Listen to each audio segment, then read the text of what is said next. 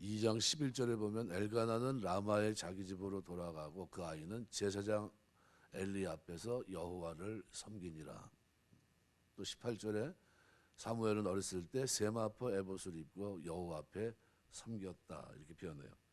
여호와 앞에 섬겼다 이 무슨 뜻입니까? 어렸을 때부터 여호와를 섬기고 배우면서 성장했다는 겁니다. 사사시대 등불과 같이 하나님이 귀하게 사용했던 이유가 있다면 어려서부터 좋은 습관이 그에게 자리 잡은 겁니다.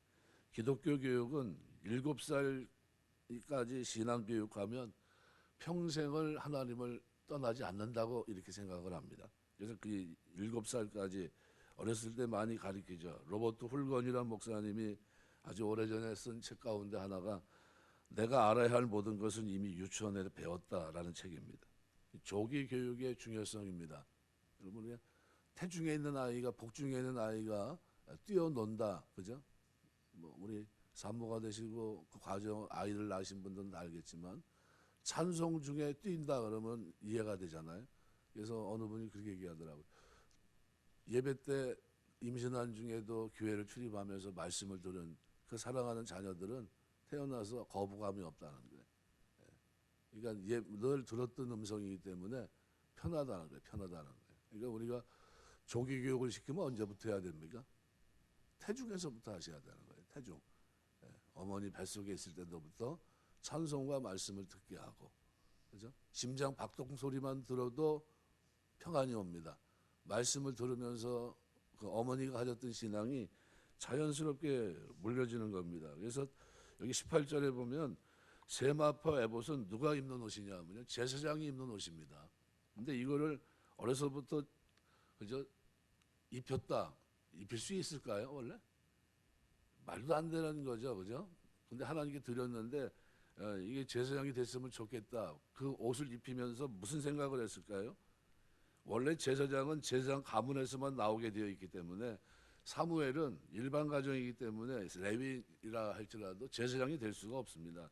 근데 하나님이 그러하여금 그렇게 되기를 소원하고 기도하는 그런 아름다운 모습을 보면서 그를 위대하게 쓰셨던 겁니다. 우리가 너무나 이 아름다운 장면입니다. 무슨 옷을 입고 성장한 겁니까? 제사장이 입는 옷을. 그래서 오늘 18절에 보면 그렇게 표현합니다.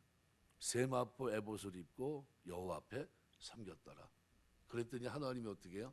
진짜 하나님을 평생 섬길 수 있도록 인도하십니다. 갈라디아서 3장 29절을 보시면 누구든지 그리스도와 합하기 위하여 세례를 받은 자는 그리스도로 옷 입었느니라. 세마포 옷을 입은 것과 그리스도로 옷 입은 것은 뭐가 다를까요? 예, 우리가 그리스도로 옷 입고 있다는 겁니다. 그럼 어떻게 살아야 될까요? 예, 내 삶을 통해서 예수 그리스도가 나타나야 되겠죠.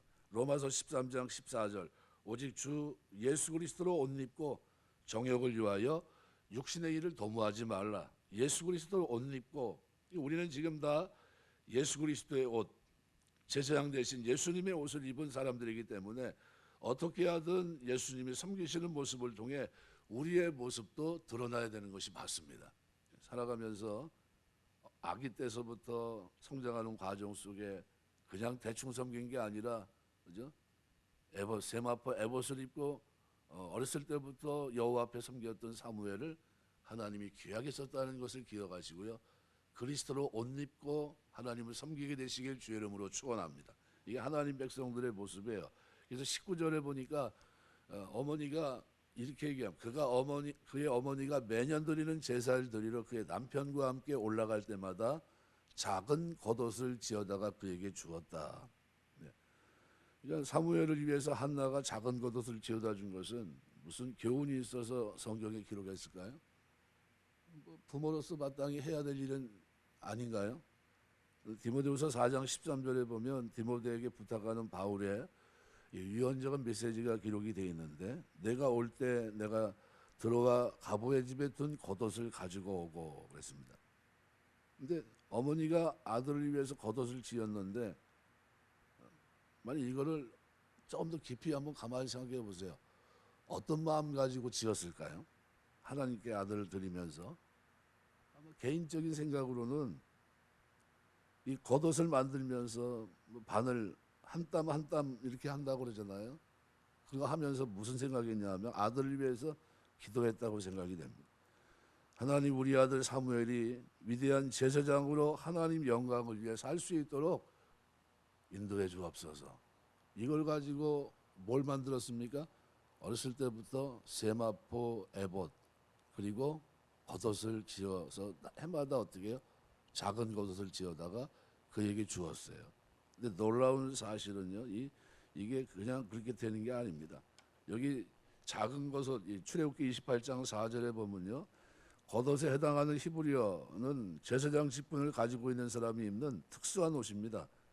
출애굽기 28장 4절에 제사장은 에봇과 겉옷과 반포 속옷을 입으라 그랬습니다. 이 제사장이 입은 겉옷이라고 하는 단어와 사무엘 어머니가 지어다 가져다 준 작은 겉옷이 같은 단어예요. 뭘 갖다 준 겁니까? 어머니 한나는 내 아들이 어두운 세대를 밝히는 하나님의 사람이 되기를 소원하면서 작은 겉옷, 이것을 어떻게 해요? 입혔던 겁니다. 우리 자녀들이 이 땅에서 잘 되기를 여러분이 진짜 소원한다면 기도해 주시길 주 이름으로 축원합니다. 기도밖에 없어요. 기도가 제일 중요한 겁니다. 목숨 걸고 기도하셔야 돼요. 여기 지금 사무엘이 어떻게 기도한 겁니까? 그래서 가만히 생각해 보세요. 그러한 옷을 만들면서 기도한 그 기도를 하나님이 들어주셨고요. 그리고 여러분 자녀를 위해 기도하는 것을 누가 들을까요? 하나님이 들으실 겁니다. 이 사실을 우리에게 가르쳐주기 위해서 성경이 이걸 기록하고 있는 겁니다. 그가 옷을 지어 입히면서도 기도했다는 거예요. 사무엘은 훗날 뭐라고 얘기합니까? 사무엘상 12장 23절 말씀에 이제 나중에 뭐라, 내가 너희를 위해 기도하기를 쉬는 죄를 여호와 앞에 결단코 범치 아니하고 선하고 의로운 도로 너희를 가르칠 것이다, 이렇게 얘기해요. 그 부모 밑에 그 자식이에요. 그러니까 사무엘이 그렇게 기도의 사람이 된 것은 누구 영향입니까? 어머니 영향이에요. 어머니 기도가 아들의 성공의 비결입니다. 여러분 자녀들이 성공하는 것은 좋은 교육 속에 있기 때문이 아닙니다. 하나님이 하나님 앞에 기도할 때 역사하십니다. 미국 디트로이트 연합감리교회 이훈경 이 목사님은 사형제가 다 목사님이에요. 우리 한국 교회도 그런 그런 분들이 좀 있는데, 왜 목사가 됐냐면요, 공산 치하에서 이제 큰형이 인민군에게 끌려갔습니다. 공산 치하에서 뭐 이렇게 끌려가면 그 뭐 살아 돌아온다는 것을 담보할 수 없는데, 끌려간 형님의 저녁만 되면 어머니가 밥을 해서 밥 한 공, 옛날에 우리는 보온 그게 안 되니까 어떻게 아랫목에다 밥 이렇게 해가지고 놨잖아요. 똑같이 그렇게 한 거예요. 형님 밥은 그 밥그릇에 담고서 하나님, 우리 아들 인민군에 끌려갔지만 오늘 저녁 돌아와 이 밥을 먹게 해달라고 하면서 종일 기다리는 겁니다. 그리고 기도하고 안 오면 아침에 그 밥을 어머니가 드시면서 또 이렇게 기도했다고 그래요. 하나님 감사합니다. 우리 아들 어디 있든지 하나님 오늘 지켜 보호해 주옵소서. 그리고 저녁이 되면 또 밥을 떠서 어떻게 해요? 형님 밥을 퍼서 이불 속에 넣고서 또 기도하는 겁니다. 하나님, 우리 아들 인민군에게 끌려갔지만 오늘 저녁 돌아와서 이 밥을 먹게 하옵소서. 그리고 날마다 그렇게 기도하는데 어느 날 형님이 돌아와서 저녁에 그 밥을 먹고 있는 겁니다. 있을 수 없는 일이 일어난 거예요. 그래가지고 인민군 의용대에 끌려간 사람들은 다 죽었는데, 그런데 하나님께 어머니가 날마다 밥 퍼놓고 기도하고 밥 드시면서 보호해달라고 기도하고 그냥 그렇게 했는데, 돌아와서 밥 먹는 거 보고 사형제가 하나님 살아계시구나, 이거 보고 신앙 가지게 됐고 목사가 됐다는 겁니다. 우리가 기도하는 거 반드시 하나님 때가 되면 응답해 주실 줄 믿습니다. 반드시 기도하셔야 돼요. 부모님을 보면서 자녀들은 가슴속에 나는 저렇게 살고 싶다 그림을 그린다고 그래요. 부모님은 모델이 모델. 심리학자들은 이 자녀들 마음속에 그려진 그림은 영구 보존된다. 영구 보존.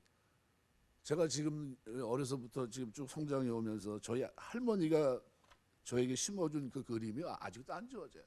기도할 때마다 선명해요. 너무나 그 삶이 눈에 뚜렷합니다.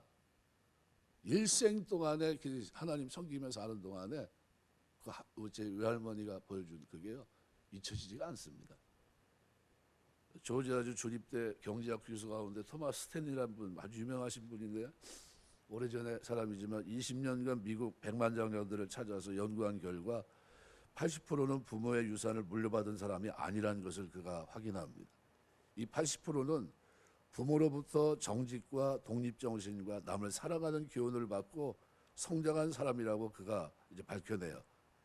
대부분의 사람들이 이 80%는 가난한 사람들이었고 노동자의 가정 출신이라고 했습니다. 어릴 때부터 하나님 사랑하는 것을 그리고 교회를 섬기며 신앙생활하는 모습을 자녀들에게 보여주고 정직하게 살아가면 여러분 자녀가 반드시 성공자가 될 줄 믿습니다. 하나님이 그렇게 축복하세요.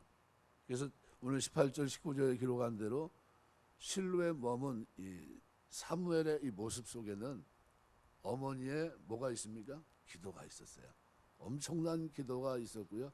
매년 겉옷을 지어다가 주었을 뿐만 아니라 뭘 입고요? 세마포 에봇을 입고 여호와 앞에 섬겼어요. 우리가 그리스도로 옷 입고 주님 섬기게 되시길 주의 이름으로 축원합니다. 또 오늘 20절에 보면 엘리가 엘가나와 그의 아내에게 축복하는 장면이 나옵니다. 엘리가 엘가나 부부를 위해서 한나가 다시 자녀를 생산할 수 있도록 비는 축복의 기도 내용이 나오는데 전에도 엘리가 한나 서원에 대해서 믿음으로 축복 기도한 일이 있습니다. 그리고 이제 한나의 소원이 이루어진 시점에서 다시 한번 한나를 위해서 축복 기도합니다. 이것은 대제사장으로서 축복 기도이기도 하지만 일종의 중보 기도라고 표현할 수 있습니다. 이러한 엘리의 중보 기도는 첫 번째도 응답됐고요. 두 번째도 응답됩니다. 한나는 엘리의 처음 중보 기도 후에 그토록 간절히 원했던 아들 사무엘을 얻었고 두 번째 중보 기도 후에는 세 아들 두 딸을 얻습니다. 물론 한나의 믿음에 대한 하나님의 축복이었습니다. 그것이 엘리의 중보 기도와 연관되어 있다고 하는 것은 우리로 하여금 중보 기도의 효력이 얼마나 큰지를 가늠하게 합니다. 야고보서 5장 14절에서 16절 낙타무릎인 야고보는 믿음의 기도에 대해서 강조합니다. 믿음의 기도는 병든 자를 구원하리니 혹시 그가 죄를 범했을지라도 사하심을 입으리라 하면서 믿음의 기도로 드릴 것을 얘기합니다. 믿음으로 드리는 중보 기도는 병든 자의 질병을 고치게 할 수 있을 뿐만 아니라 죄까지도 사함받게 할 수 있다는 거예요. 이렇게 믿음으로 드리는 중보 기도의 힘은 강력합니다. 성경에 보면 아브라함의 중보 기도는 죄악의 성 소돔과 고모라가 멸망하는 가운데서도 조카 롯을 건져냈습니다. 창세기 18장 22절 33절까지 기록. 모세의 중보 기도는 이스라엘 백성들을 하나님의 진노로부터 건져냅니다. 민수기 14장 11절에서 25절. 에스더와 모르드게가 금식하며 믿음으로 중보 기도했을 때 그 기도를 멸망의 위기에 처해 있던 모든 유다인들을 구원하고 멸망의 날을 바꾸어 축제의 날이 되게 하신 놀라운 역사를 에스더 4장에 기록해놓고 있어요. 느헤미야는 믿음으로 중보 기도에 대해서 예루살렘 성을 중건하고 이스라엘 회복의 기틀을 놓았습니다. 느헤미야 1장 1절의 기록 1절에서 11절. 믿음으로 드리는 중보 기도는 효력이 큽니다. 우리가 드리는 기도 가운데 타인을 위해 기도하는 기도의 내용이 얼마나 있습니까? 기도의 폭을 넓힐 수 있는 여러분 되시길 주의 이름으로 축원합니다. 사도행전 12장 5절 기록한 대로 이에 베드로는 옥에 갇혔고 교회는 그를 위하여 간절히 하나님께 빌더라. 교회는 뭐 했다고요? 간절히 하나님께 기도합니다. 우리 교회 참 많은 이렇게 저렇게 섬기고 하는 거 다 감사하는데 월요일마다 기도하시고 이게 나 너무 감사해요. 늘 기도하시고 그 시간 바쁜 시간 없는 사람이 누가 있습니까? 할 일 없는 사람이 누가 있고요. 근데 우선순위를 가지고 하나님 앞에 심으면 하나님이 갚아주실 줄 믿습니다. 그래서 여기 하나님은 당신을 위해 성도의 희생을 반드시 갚아주십니다. 그래서 오늘 21절에 보면요, 여호와께서 한나를 돌보시사 이렇게 되어 있는데요, 원어는 파가드란 단어입니다. 여호와께서 한나를 방문하사라는 뜻이에요. 무슨 방문일까요? 일부러 찾아오신 겁니다. 우연한 방문이 아니라 계획되어진 방문이에요. 무슨 말을 듣고요? 엘리의 말을 듣고서 하나님이 여호와께서 한나를 찾아가셨다는 거예요. 그리고 어떻게 합니까? 그로 하여금 임신하여 세 아들 두 딸을 낳게 하셨고 누가요? 여호와께서 아이 샘무알은 여호와 앞에서 자라니라 이렇게 되어 있어요. 우리가 하나님 앞에서 섬기고 기도하고 한 게 헛될까요? 헛되지 않습니다. 반드시 심은 대로 거두게 하실 줄 믿습니다. 하나님이 방문하는 역사 그저 돌보시고 찾아오시는 역사 있게 되시길 주의 이름으로 축원합니다. 우연한 일이 아니에요. 그래서 21절에 하나님께서 한나의 선이행과 관련해서 그녀를 의도적으로 방문했음을 시사해 줍니다. 하나님은 한나의 선이행을 기뻐하셨고 그녀에게 은혜를 베풀기 위해 의도적으로 임재하신 겁니다. 그리고 그 결과 세 아들 두 딸을 더 낳았는데 이를 통해 우리가 얻을 수 있는 교훈은 뭡니까? 하나님께서는 당신을 위해 성도의 희생에 반드시 보상하십니다. 어느 정도 보상하십니까? 후히 되어 누르고 넘치도록 도와주세요. 누가복음 6장 38절. 한나는 첫 아들을 성소에 섬기도록 하나님께 바칩니다. 그때 그녀는 5 자녀를 거두게 되는 기쁨을 누립니다. 그녀의 작은 자신의 헌신에 대해 하나님은 말로 표현할 수 없을 정도로 5을 더 줘요. 안겨주신 겁니다.